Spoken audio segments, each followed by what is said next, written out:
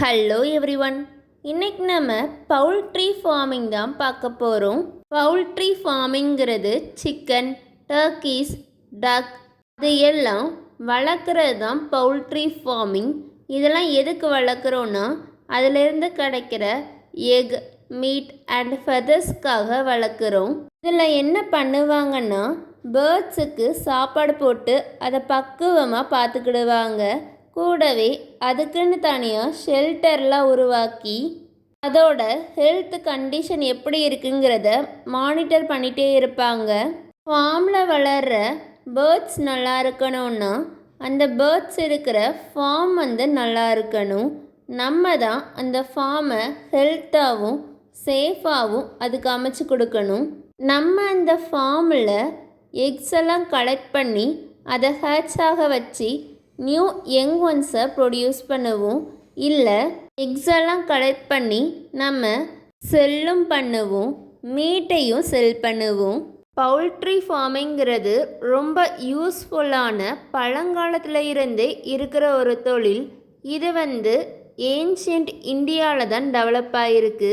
Red and silver jungle ஃபவுலில் இருந்து தான் இப்போ இருக்கிற மாடர்ன் ப்ரீட்ஸ் எல்லாம் வந்திருக்குன்னு சொல்கிறாங்க.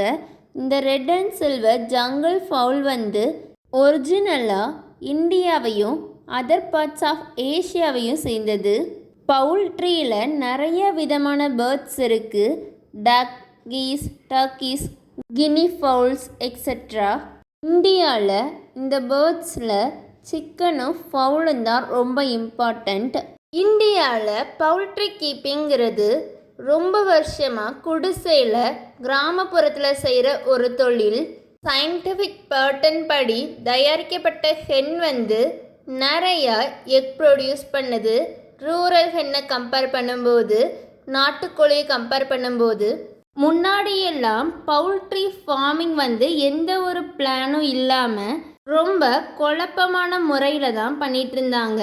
பவுல்ட்ரி ஃபார்மிங் இப்படி தான் பண்ணணுங்கிற சயின்டிஃபிக் ப்ரோக்ராம் 50 இயர்ஸுக்கு முன்னாடி தான் வந்துச்சு. இந்த சயின்டிஃபிக் பவுல்ட்ரி ஃபார்மிங் எக்கோட எண்ணிக்கையை மட்டும் கூட்டலை, மீட்டோட குவாலிட்டியும் கூட்டியிருக்கு.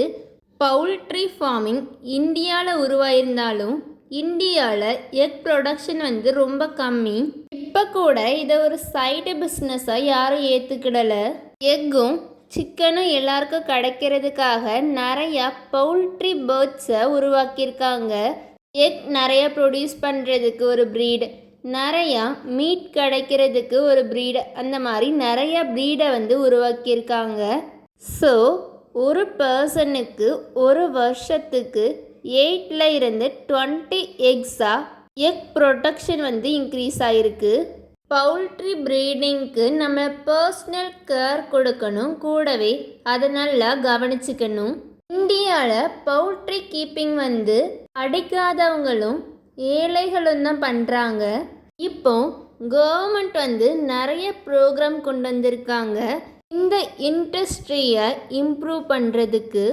ஒரு நல்ல பவுல்ட்ரி ஃபார்மருக்கு எப்படி அந்த பேர்ட்ஸ் எல்லாம் ப்ரீட் பண்ணுறது, எப்படி வளர்த்தா ப்ராஃபிட் கிடைக்கும், லாஸ் வராமல் எப்படி தடுக்கிறது, கல்லிங் ஆஃப் பேர்ட்ஸ்னால் அந்த பேர்ட்ஸை எப்படி அழிக்கிறது. இப்போ ஏதோ ஒரு டிசீஸ்டு பேர்ட் இருக்குது அப்படின்னா அதை எப்படி கில் பண்ணுறது, அதான் கல்லிங் ஆஃப் பேர்ட்ஸ். இதை பற்றி எல்லாம் தெரிஞ்சிருக்கணும். பவுல்ட்ரி பேர்ட்ஸ் 2 விதமாக இருக்குது. ஒன்று சிக்கன், இன்னொன்று பிராய்லர்ஸ். சிக்கனுங்கிறது எக்லே பண்ணுற பேர்ட்ஸ். இது ஒரு ஃபார்மில் 200ல் இருந்து 500 வளர்ப்பாங்க. பெரிய ஃபார்மாக இருந்தால் 1000 இல்லாட்டி அதுக்கு மேலேயும் பேர்ட்ஸ் பார்க்க முடியும். இதுக்கு கொடுக்குற ஃபுட், இதுக்கு கொடுக்குற ஸ்பேஸ், இது எல்லாம் டிஃப்ரெண்ட்டாக இருக்கும். Next broilers. இது மீட்டுக்காகவே வளர்க்குற பேர்ட். இதை 8ல் இருந்து 16 வீக்ஸ் வளர்ப்பாங்க.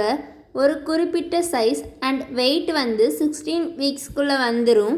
மீட்டு சிக்கனுக்கும் அதர் வெரைட்டி ஆஃப் ஃபவுல்ஸுக்கும் டிஃப்ரெண்ட் இருக்கும். இந்தியாவில் நிறைய விதமான ஃபவுல்ஸ் இருக்குது. அதை தனித்தனியாக வகைப்படுத்த முடியாதனால அதை நம்ம டெஸ்ஸின்னு சொல்லுவோம். இந்த டெஸ்ஸி ஃபவுல்ஸ் எல்லாம் ரொம்ப ஸ்மாலாக இருக்கும்.